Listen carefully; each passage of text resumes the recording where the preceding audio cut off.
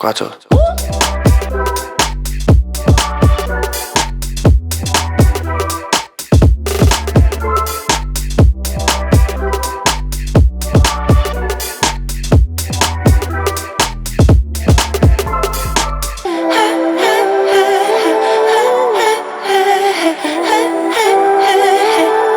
With you,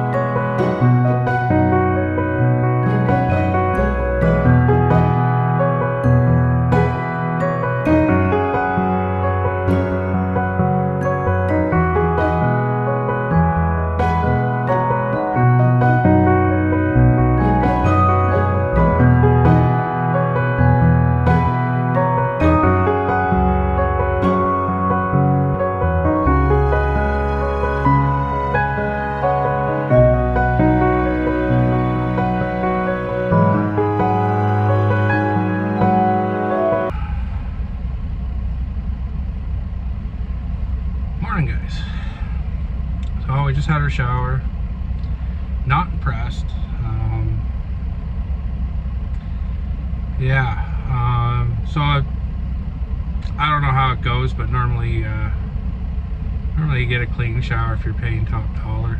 So it was I think it was 13. I got the that's the fuel from yesterday. I got the receipt here.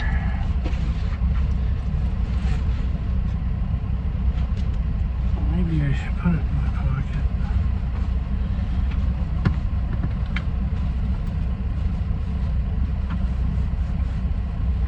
Yeah, it was like $13.40 for a shower. I didn't get towels. They asked me if I needed towels. I didn't get towels, but got in there and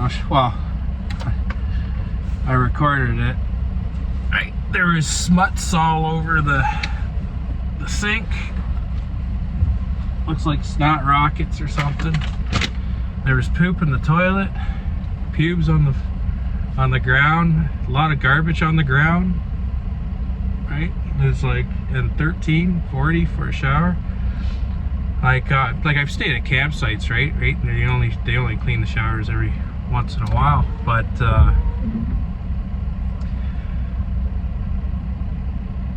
right, normally at truck stops and most of the ones I've been to, and like when I used to drive truck, like I just started van life, and I've only been to one other truck stop, and it was at least cleaned every time. Like, not great, but at least cleaned, right? They didn't even wipe anything down at this Petro Pass, right? I don't know if it was because I didn't have a fuel receipt, and even on the thing it says require a fuel receipt for a shower, right? And I'm like, well, you're paying for the shower, so why do you need a fuel receipt? Is it courtesy just to have a shower, or right?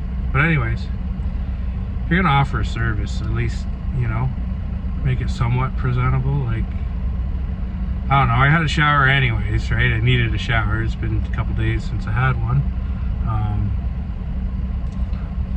Regardless, if I get tetanus or hepatitis or some shit like that. So we're still sitting at the Petro Pass. I started uploading a video before I went in for my shower, but we'll see how that's doing. Warm up the van. We'll get gas. I gotta find the garbage. I had to use the emergency bucket last night. So that being said, it smells like a diaper in here. That's gross, I know.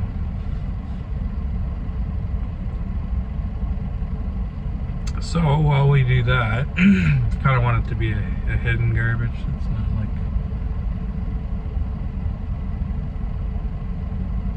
yeah. So we're just gonna wait for this video to upload. I would do it down the road, but Starlink can't keep up. It doesn't have the, I don't know if it's Starlink or my computer or whatnot, but it's not fast enough to do 100 kilometers an hour, right? I guess it takes time to switch satellites now. So we're just gonna check up on that. And if it failed to upload or whatnot, then we're just gonna take off. And then we'll do that at our next stop, because we are pushing 13 volts on the well, we're at 13 volts, 12.9 with the inverter on. So we gotta start charging our battery up again. I left the inverter on all night. It is a one-night drain. If I leave the inverter on, lights on, and cook dinner at night, and so with all that and my coffee in the morning, I'm sitting at around 68%, and yeah, if you try to pull too many too many amps off of like if you're running a kettle and it's at any less than, I'd say 50%, 60% I'd say, anything less than 60%, and it's the inverter will keep cutting in and cutting out. It just doesn't have the amperage that it requires in order to feed. So I'm looking to get my second battery in there, and then that should take care of everything. But it's a 400 amp hour battery. You figure, like, and I've been driving, like I drove 10 hours yesterday. It was topped right up to 14.3 volts when I shut off. The fridge is making funny noises. Yeah, when I shut her down last night, it was like 14.3 volts, and I went to, as soon as I shut her down and with turned on my inverter, I went to 13.8 volts on my battery, and then after dinner I was sitting about 13.2, and I had 2 steaks, so I had to cook. I have only a small frying pan steaks, sorry. I had to cook them both.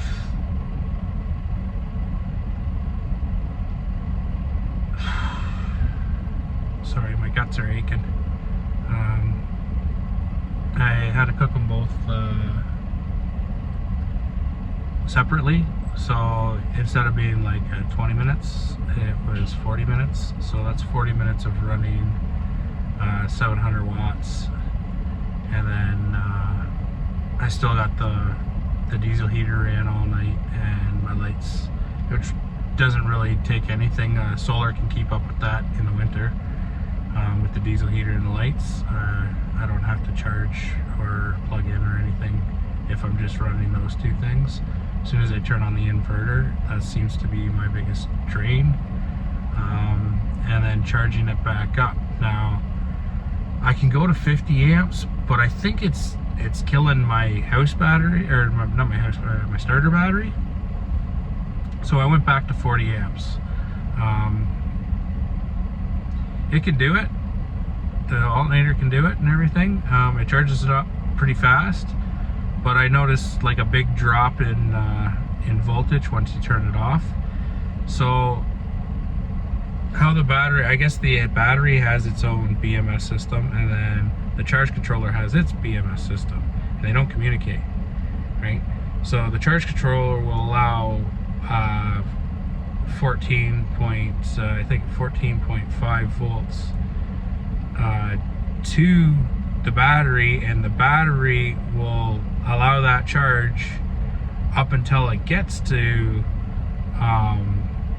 I'd say 13, 14 volts even, or like 13.5 and 14 volts, and then the BMS will only allow so much amperage. But if it backs up and the charge controller sees too much voltage, it's gonna back down and then only send out so much voltage. So like I'm reducing and then reducing.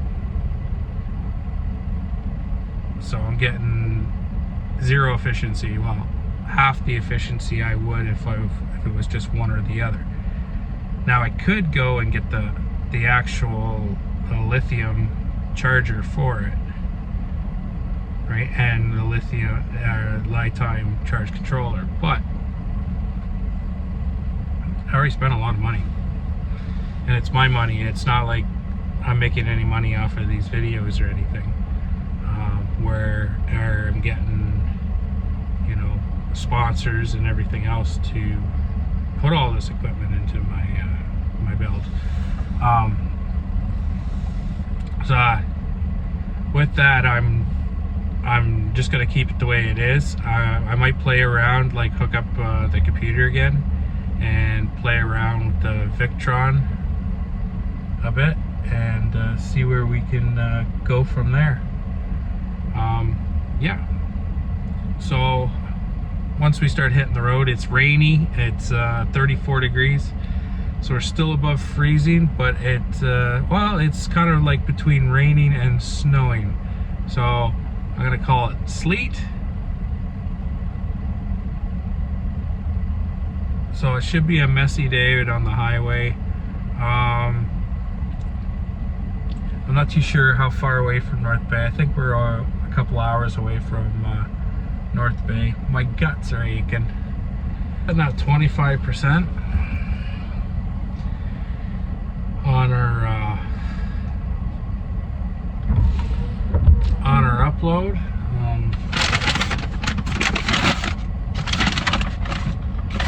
I don't know if I'm gonna post that the bad review or not.